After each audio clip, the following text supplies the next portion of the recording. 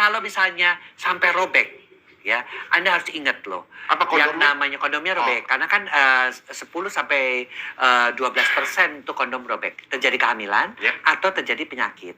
Makanya kalau saya gitu, bukan double. Anda harus melakukan pemeriksaan gitu loh. Pemeriksaan jangan sampai, aduh robek ini cepat. Kalau perlu, kalau supaya nggak hamil, minum pil yang emergency itu, yang 2 pil. Yang 24 jam diminum supaya tidak terjadi kehamilan. Gitu. Kalau robek itu berarti ujung titiknya tajam apa gimana, Dok? Pertama, gesekannya. Kedua, kondom itu mungkin nyimpannya salah, terkena sinar matahari.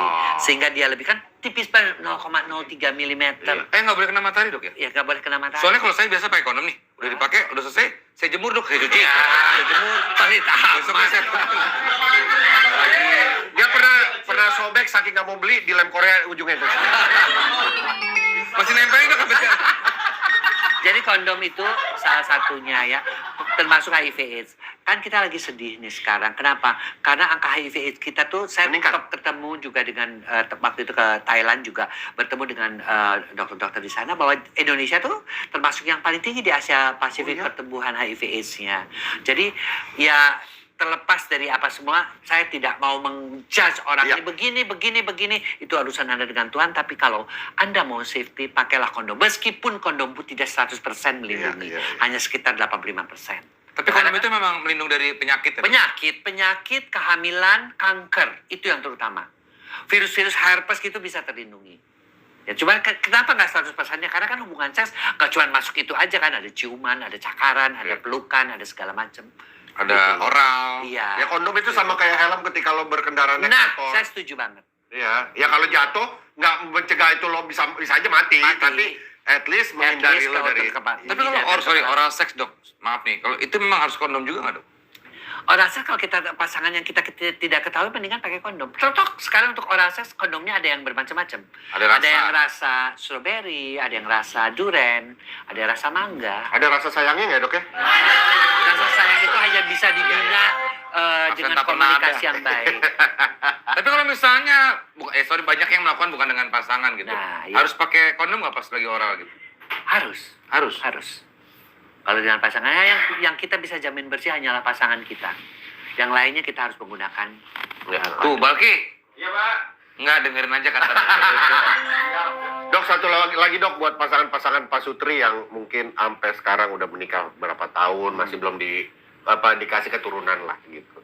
Ada nggak sih hal-hal yang harus, ya selain berobat atau konsul ya? Pertama, pasutri itu berobat kalau usianya sudah 35 tahun ke atas, 6 bulan kamu berhubungan seks tanpa menggunakan kontrasepsi, langsung ke dokter. Tapi kalau di bawah 30 tahun, itu tunggu sampai setahun.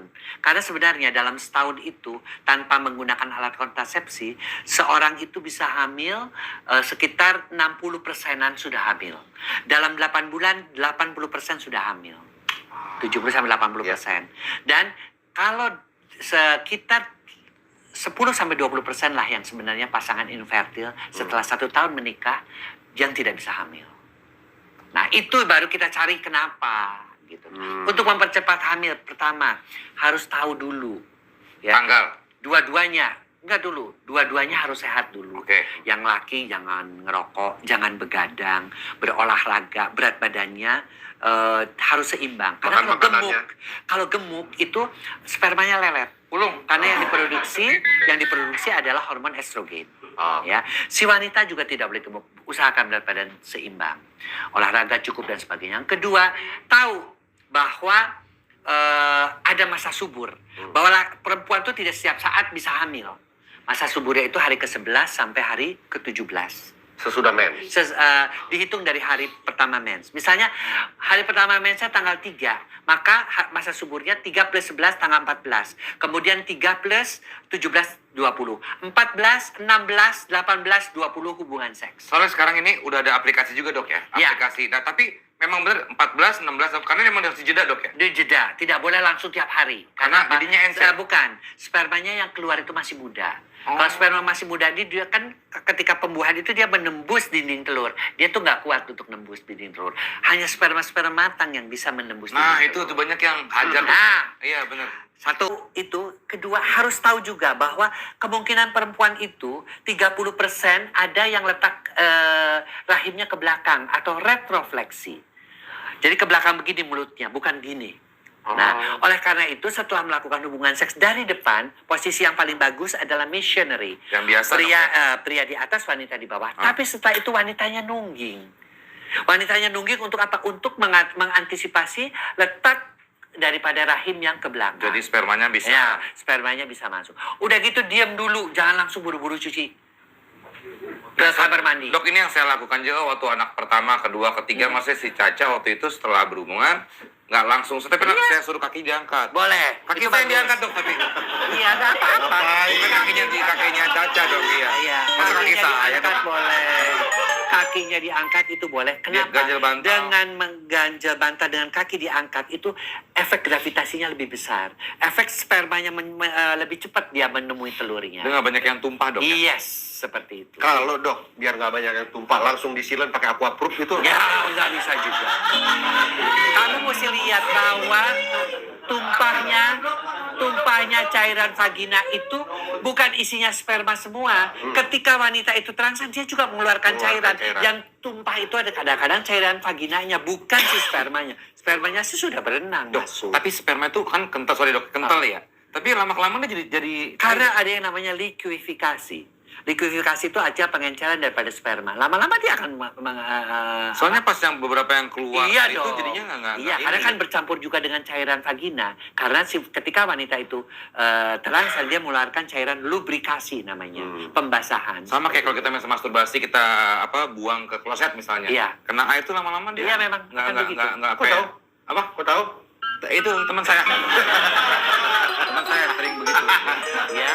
Nah, kemudian kalau sudah ini tenang dulu, dan kalau tahu di masa subur jangan baru 3 hari kemudian melakukan hubungan seks.